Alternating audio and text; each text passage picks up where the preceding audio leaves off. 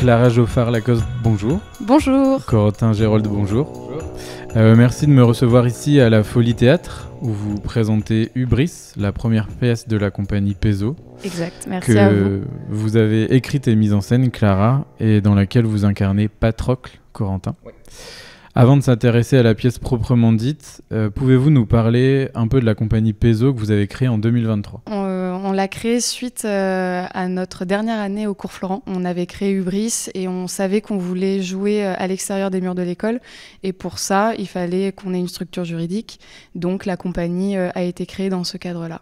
Et aujourd'hui, c'est ce qui nous permet de jouer à la Folie, d'avoir joué dans d'autres théâtres et de mener à bien nos projets que pour moi, soit par rapport à mes pièces ou pour eux aussi, les comédiens, s'ils veulent créer des pièces. Et Pezzo, ça veut dire quoi ? Pezzo, ça veut dire jouer en grec.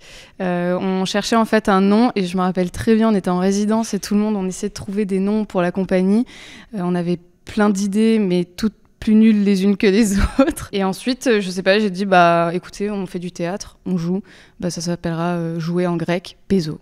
Et voilà, et c'est resté. Et Corentin, du coup, si je comprends bien, vous vous êtes rencontrés au cours Florent ? C'est ça, oui, tout à fait. Moi, j'ai rejoint le projet un petit peu plus tardivement, parce que je faisais, à l'époque, je connaissais pas du tout Clara. C'est suite au départ de l'ancien comédien qui jouait Patrocle. Il y a une annonce de casting qui a été passée et qui a été reliée par des amis que j'ai vus sur Instagram. Et donc, j'ai contacté Clara parce que sur la note d'intention, il y avait beaucoup ses influences et ses idées. Je me suis beaucoup reconnu dans ce qu'il y avait de décrit. Et c'est comme ça que du coup, j'ai rencontré Clara et que j'ai rejoint le projet. Et quelles sont ces influences communes du coup ? Alors ça parlait essentiellement au niveau visuel des films Dune et Blade Runner de 2049 de Denis Villeneuve. Et au niveau de la musique, c'était plutôt les musiques de Steve Jablonsky, qui a fait notamment la musique des films Transformers. Et je suis un grand fan des films Transformers et par extension des musiques de Steve Jablonsky. Donc j'étais en mode, mais oui, je veux faire partie de ça.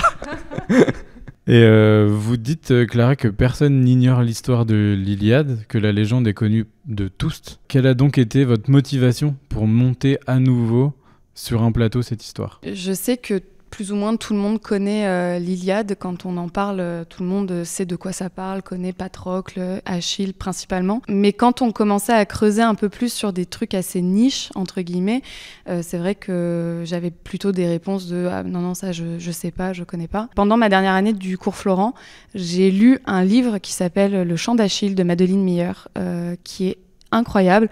Et en fait, on reprend tout l'Iliade à travers le regard de Patrocle. Et on découvre du coup de nouvelles choses qui ne sont pas racontées dans le livre d'Homère. Et j'ai trouvé ça exceptionnel. Et donc je me suis dit, ok, moi aussi je veux faire ça. Mais la difficulté, c'était de ne pas monter l'Iliade, mais aussi de ne pas monter le chant d'Achille de Madeleine Miller. Et donc j'ai lu énormément de bouquins autour de l'Iliade. J'ai lu Circé, également de la même autrice.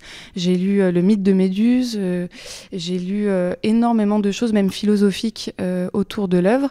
Et j'ai construit petit à petit les personnages. Et c'est comme ça que j'ai réussi, entre guillemets, à trouver un prisme plus personnel et intime que de raconter juste une version épique d'Achille. Et en tant que comédien, comment on aborde un personnage comme Patrocle ? Moi, j'étais pas spécialement très au fait de l'Iliade. J'avais surtout lu l'Odyssée quand j'étais au collège. Donc Achille, oui, je connaissais. Patrocle, j'en avais entendu vaguement parler. Avec Clara, on en a parlé. Parce qu'au moment où j'ai rejoint le projet, la pièce n'était pas encore entièrement écrite. Elle était en cours d'écriture. Donc on a pu un peu construire la pièce au fil des répétitions. Il y a eu peut-être de l'écriture plateau aussi, avec un petit peu de travail d'improvisation à la base. Donc il y a beaucoup du caractère qui est ressorti, mais qui est déjà de base présent dans l'œuvre originale d'Homère et dans le chant d'Achille. Mais on est aussi parti beaucoup de moi et de ce que je pouvais apporter à Patrocle. Donc c'est, je dirais, une sorte de mélange entre la version de Patrocle qui existe déjà et de moi, puisque on a créé la pièce et le personnage ensemble. Quelle était votre place pendant les répétitions sur la mise en scène et les lumières? Est-ce que vous avez eu des choses à dire comme c'est l'écriture plateau ou... Alors sur les lumières, on n'avait pas beaucoup notre mot à dire entre guillemets parce que quand on répétait, on était dans des salles au cours Florent où on n'avait pas encore la régie nécessaire pour déjà mettre ça en place. Ça s'est fait vraiment au dernier moment, les lumières. Mais sinon, principalement en répétition, on était dans des salles quasiment des corps vides, sans aucune lumière, et on avait juste le texte, parfois les costumes. Et c'était à nous de faire au mieux, et on se disait non mais dans 3 mois, quand on aura le décor, quand on aura les costumes, la lumière et tout, ce sera mieux. Donc ça marchera. Il y a vraiment beaucoup un truc où on se dit il faut faire un effort d'imagination au début quand on est dans les premières répétitions où on n'a pas forcément tout à disposition. Et est-ce que ça, justement, Clara, ça influe sur la mise en scène? Ces lieux juste de répétition et pas forcément de plateau avec la régie, etc.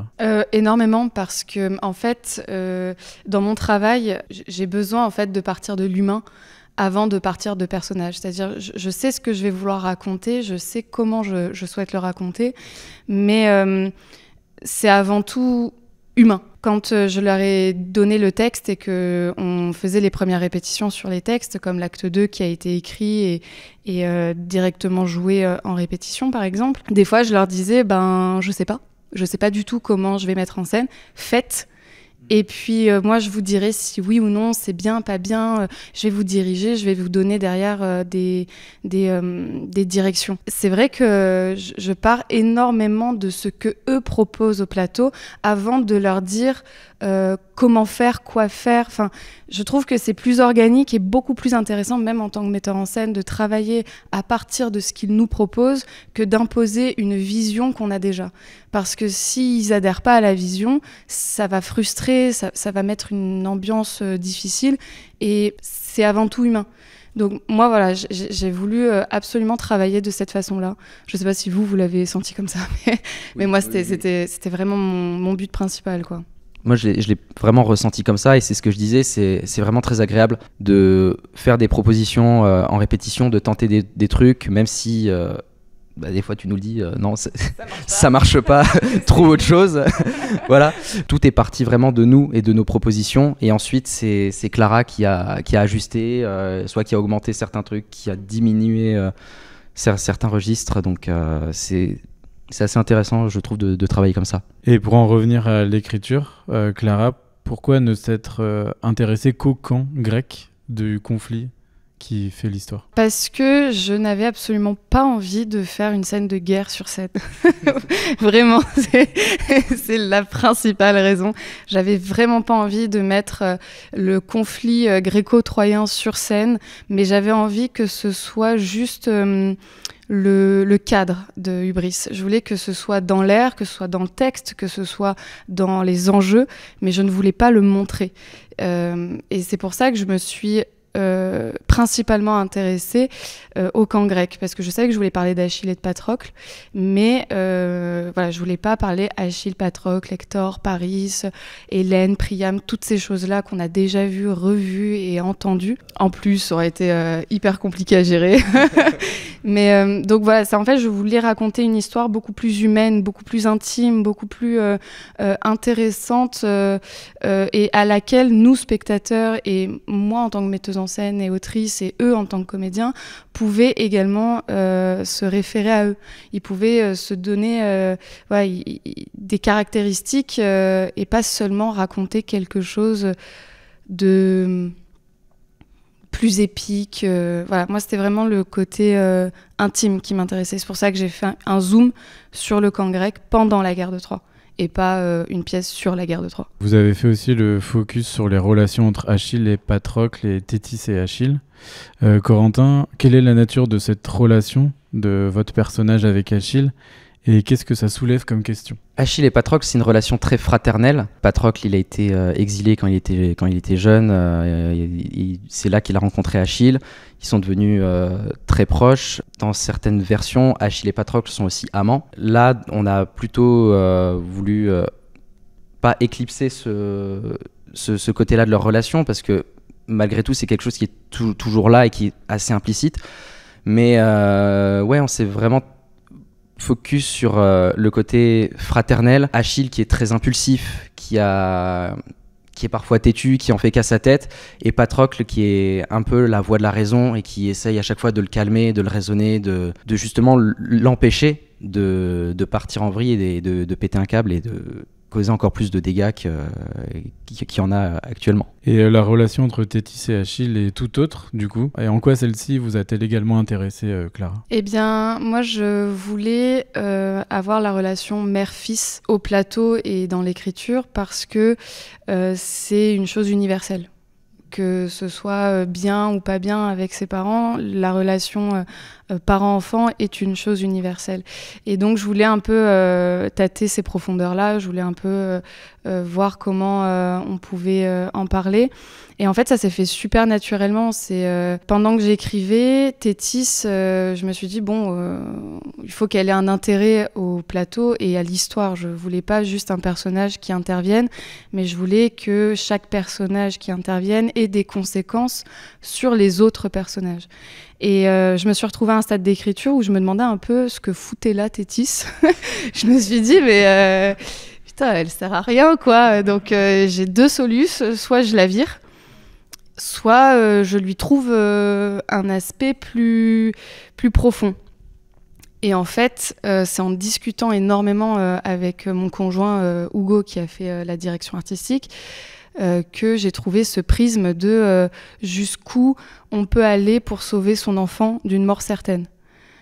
Parce que l'origine est là, la prophétie est là depuis le départ, on sait qu'Achille va mourir à Troie s'il s'y rend. Et là, je me suis dit, ouais, c'est cette profondeur là que je dois trouver. Et je devais faire résonner l'enjeu de Thétis avec Hubris, qui est l'orgueil dans la démesure. Chaque personnage a un côté orgueilleux dans la démesure. Et elle, c'est la maternité. Jusqu'où on peut aller pour sauver son enfant de la mort. Et moi, j'ai posé cette question à mes parents. Et première réponse a été on peut détruire le monde pour sauver ton frère et toi d'une mort certaine. Et c'est ça que j'ai voulu mettre au plateau. Et finalement, c'est vraiment les rapports humains et pas forcément les dieux qui vous ont intéressé dans la création du spectacle. Je sais qu'il y a aussi dans la guerre de Troie un aspect divin et j'ai pas voulu le mettre pareil. En fait, j'ai pas voulu le mettre sur scène, mais il est extrêmement présent dans le texte. C'est comme Agamemnon. C'est un personnage extrêmement important d'Hubris, mais il n'apparaît jamais sur scène, on l'a jamais. En fait, je voulais aussi qu'il y ait une dimension plus dans l'air, dans la narration, dans ce qui se raconte, plutôt que de montrer. Et de montrer que ce qui était réellement nécessaire et réellement impactant pour la pièce. Et l'Iliade, c'est aussi une histoire de femmes, même si leur parole est tue dans l'épopée d'Homère. Comment vous en êtes pris pour passer pour les personnages féminins d'objets désirés à sujets désirants? C'est pas qu'elles sont tues, c'est carrément elles sont oubliées, elles sont mises de côté, elles sont jetées à la poubelle.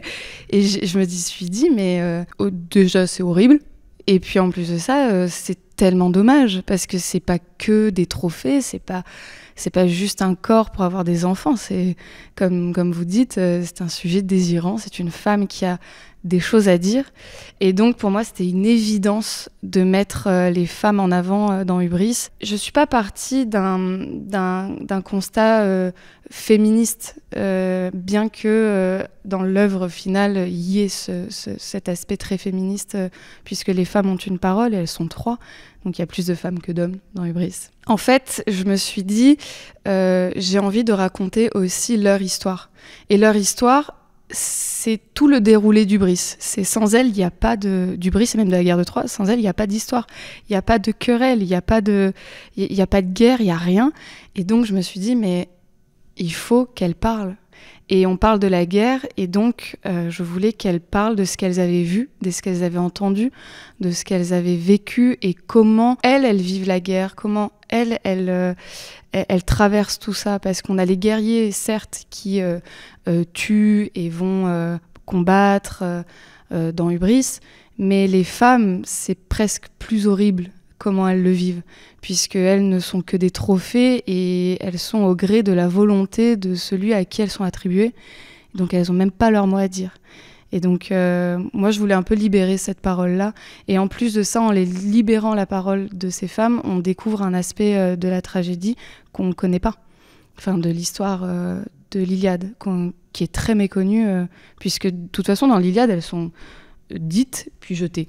Et puis, bon, on n'en a rien à faire de ce qu'elles disent. On passe à Achille et Patrocle, et c'est tout. On en parle, on l'évoque depuis le début de l'interview de Hugo Bossy, qui est à la direction artistique de la scénographie et de la création lumière. Exactement, oui. Qui pourrait être au premier abord simple, mais pas simpliste du tout. En quoi celle-ci étaye le propos de la pièce ? Effectivement, ce qui peut paraître simple au spectateur est hyper compliqué à mettre en place pour nous. Quand j'ai commencé à me pencher sur l'écriture, je vis avec, donc il a traversé l'écriture avec moi et il m'a énormément aidé dans les prismes et un peu les directions que je voulais prendre ou pas prendre. Et puis quand j'ai écrit Hubris, il fallait à un moment donné parler décor et parler lumière. Je voulais en fait un décor quasi unique.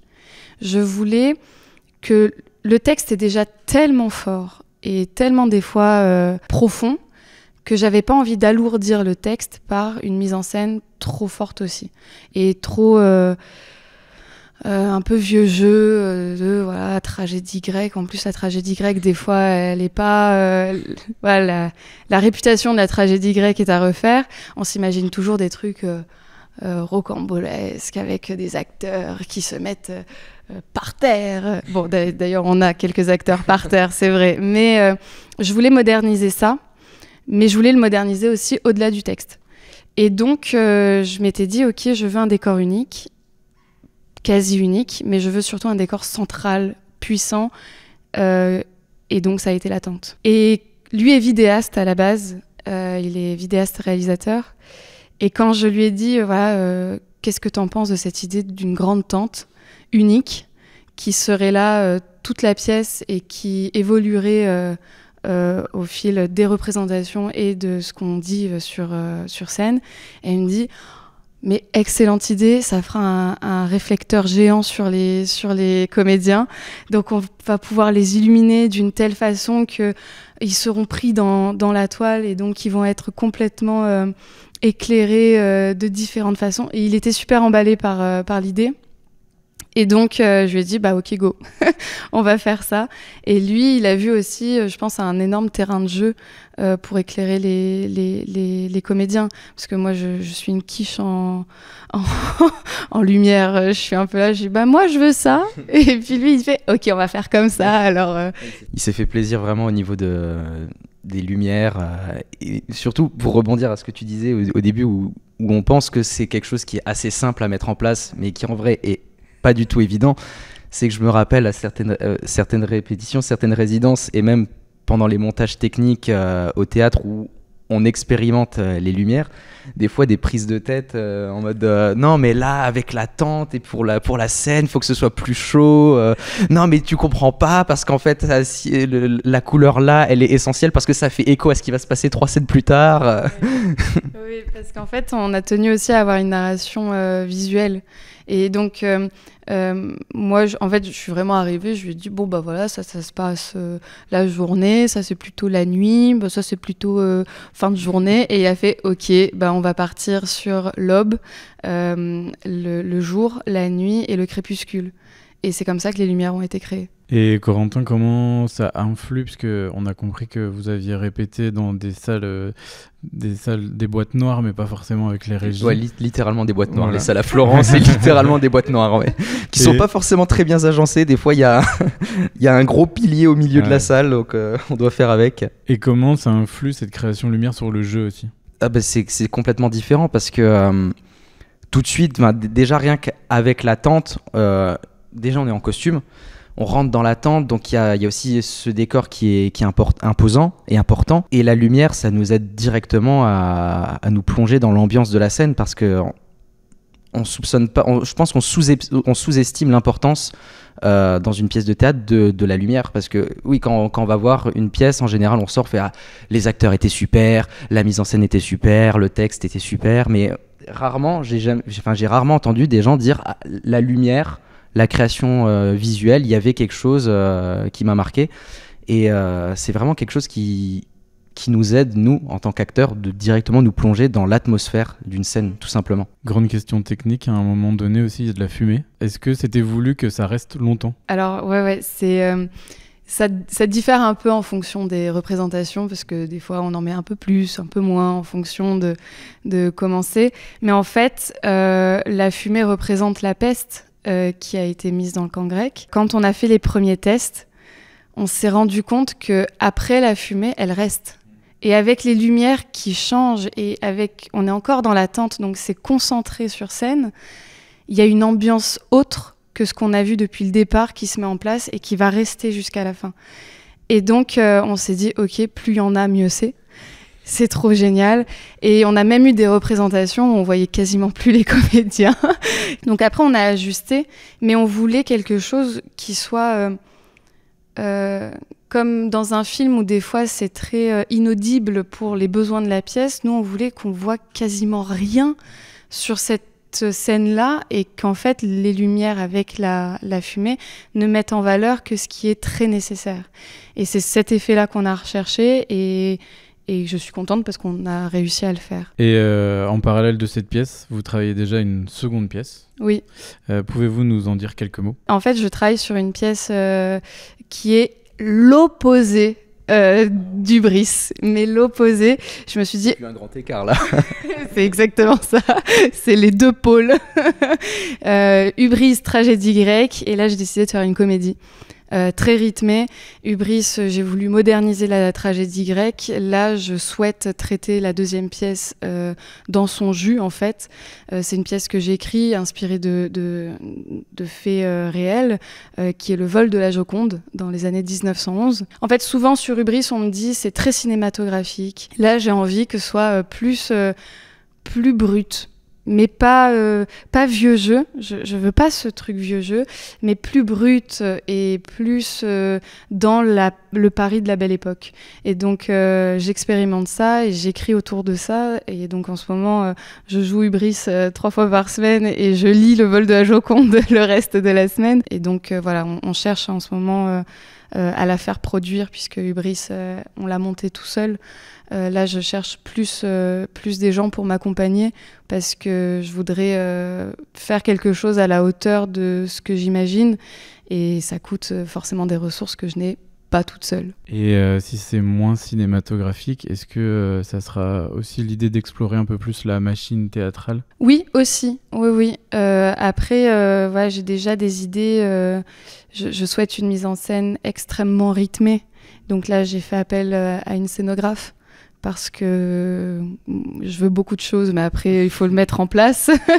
Donc, je veux quelque chose de très rythmé, presque un huis clos, avec pas de sortie, pas d'entrée, et pourtant différents lieux. Et donc, c'est un peu